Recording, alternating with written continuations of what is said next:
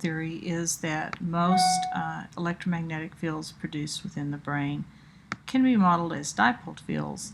And when you have a dipole field, you have that cosine theta term in the numerator, which means that depending on the value of theta, the field can get very small or it can get very large. And so a lot of it depends on the orientation of the dipole compared to where you're trying to measure the field. So fortunately for us in the EEG business, the kinds of cells that are very close to the surface of the scalp, that are kind of there at the cortical surface, are referred to as pyramidal cells. And pyramidal cells are oriented perpendicular to the folds of the cerebral cortex.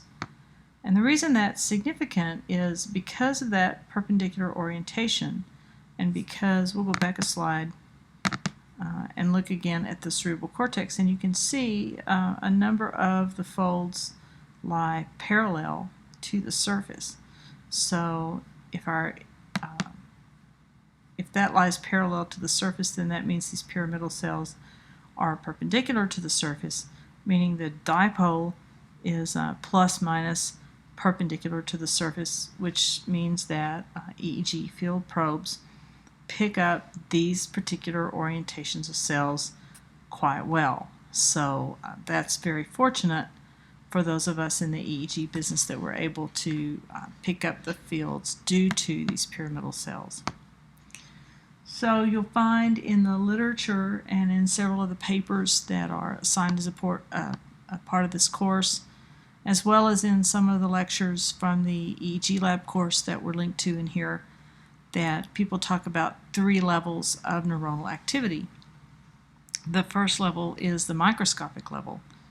The microscopic level would basically consist of what are known as spike trains or neural spikes. When a single neuron fires, it does look like a sequence of spikes. And the reason people know this is that they have done experiments primarily in animals where they've had implanted electrodes. You can also do this in the lab with neuronal cells in the lab and force them to fire.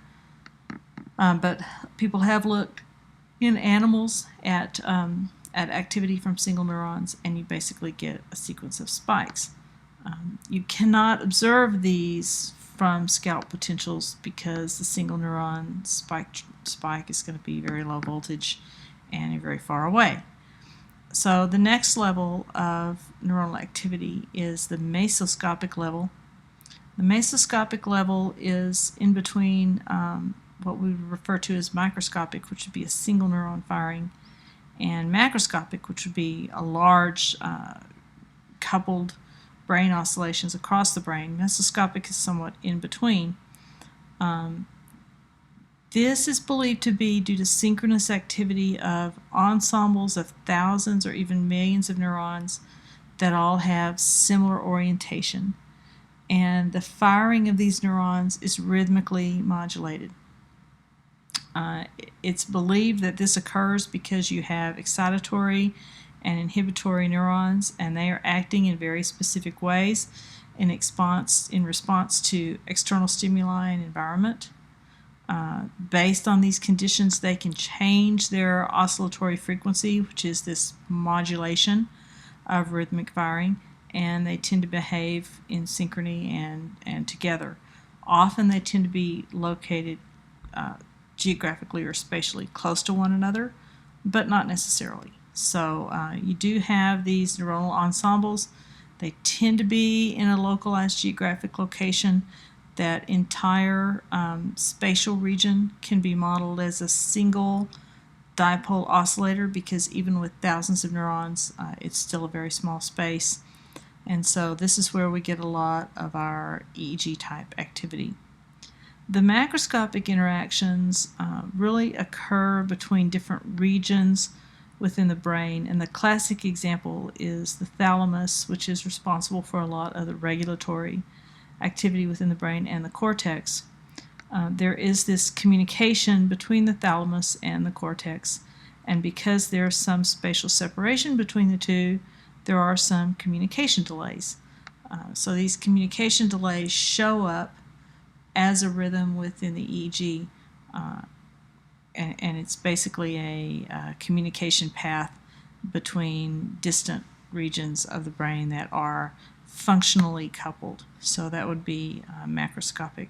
So mesoscopic and macroscopic activity are the two types of activity that are picked up by the EEG.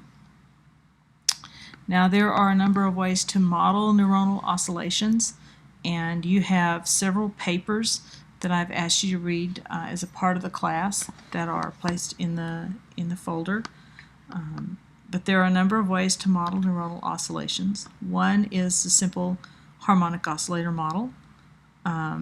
This is just a noise-driven harmonic oscillator.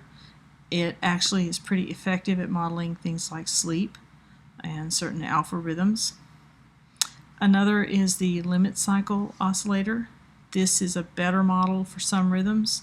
It's relatively stable in amplitude, but it tends to have a variable frequency. So people have modeled neuronal activity for a while, and there are a couple of classic models. One is the Hodgkins-Huxley. Hodgkins and Huxley is based on a model of a single neural spike, and it has to do with the biochemistry and the cell potentials. So within a cell, on the cell membrane, the two types of ions that primarily control current flow and membrane potential are sodium and potassium. And so you constantly have sodium and potassium diffusing in and out of the cell. The cell membrane has a certain permeability that acts like a resistor that's resistive to the flow of sodium-potassium current. So that's what these variable resistors are. The voltage source is basically a potential due to sodium ions. Over here it's a potential due to potassium ions. These resistors can vary in time because as the cell membrane diffusion rates of sodium and potassium change, that then changes the cell potential and also changes the permeability of the membrane to the chemical. There's also some leakage that's not shown here, some leakage current, and then there's some capacitance because of the cell membrane thickness. So given all of these parameters, one can create a circuits model essentially of the cell given some external current or potential, and one can then model, given an external potential, one can model the current. Given a current, one can model the output potential. The bottom line is you get out of this model a pretty good replication of the action potential when a neuron fires. So I've got here two demonstrations. One is a Java-based applet. The other is from the Wolfram Mathematica site, and in fact there are two on that site, one for neural impulses and the other is just a simple Hodgkins-Huxley model. And then there is a fairly decent paper with an explanation of the Hodgkins-Huxley model from where this figure was taken, as well as some code where you can actually implement that, and I believe that's done in MATLAB.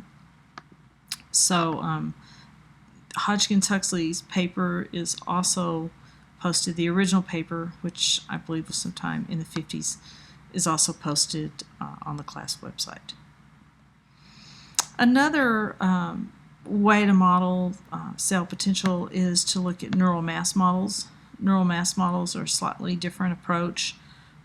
Basically, neural mass models are modeled as a spatially continuous neural network. So unlike the Hodgkins-Huxley, we're modeling a single cell, and then in order to get collective phenomena, you would have to sum the result of the models. A neural mass model uses statistical physics to sort of take the average property of a group of neurons and then model this continuous spatial network used on based on those average properties.